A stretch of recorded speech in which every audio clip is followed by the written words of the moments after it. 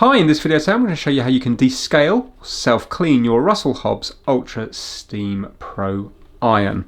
So we're not going to be using any descaling solution because it's got an anti-scale agent built into it and it prevents the build-up of scale. They actually tell you don't use a descaling solution or you will destroy the anti-scale agent.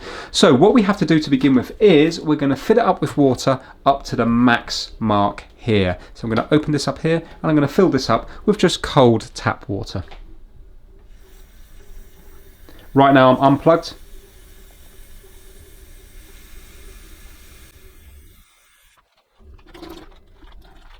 Right, so I'm at the max mark now, and we're going to put this lever here to the very left hand side where it doesn't produce any steam. This one here. And we're going to put this right the way round to max. So move it right the way round until it's at max, and now we're going to put it on its heel and we're going to let it heat up. So I've plugged it in now. You can see the lights come on. I'm just going to let it heat up. So we're just waiting for the light to go out, and that means it's up to temperature. Right, so the light's now gone out, and what we're going to do is we're going to press this button here and hold it horizontally over a sink or a bowl, and what's going to happen is steam and water is going to come out through the sole plate, through the bottom of the iron. We need to do that until the reservoir is completely empty, so it's going to take quite some time, but that's how you do the self-clean. So I'm holding it over here now, and I'm going to press the button in, and I'm going to be moving it like this.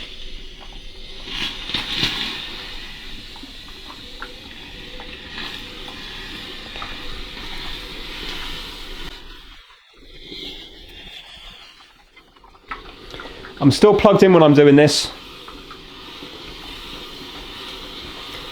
So obviously make sure you're not over like a bath full of water or anything. Even if I drop this in there, I'm not going to electrocute myself.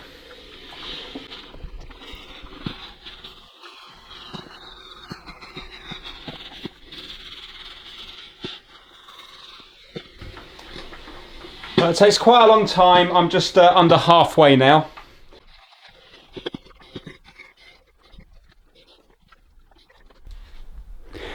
Right, okay, it seems to have stopped there now, but I still have some water left in the reservoir, but no more steam's coming out. So that was going on for about 4 or 5 minutes there, so my hands are quite tired. It hasn't completely emptied, but it's definitely had a good clean out. So what I'm going to do now is unplug it, and I'm going to let it cool.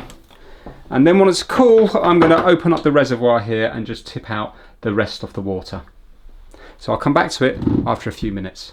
Okay, it's cooled down sufficiently now, so I'm just going to open up this here. I'm unplugged, and I'm just going to empty the rest of the water. So basically, there was about 1/3 left in the reservoir there, but it didn't seem to want to steam anymore. Also, it was very tiring. You've got to hold that button down the whole time, and unless you've got a very long thumb, it's hard for your thumb to reach that, so you're doing it with this finger here.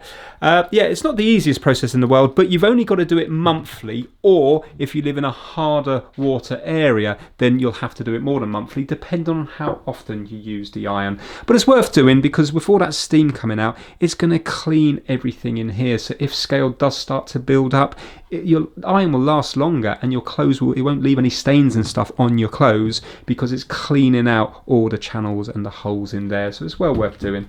So that's it. That's how to self-clean your Russell Hobbs iron. Thanks for watching.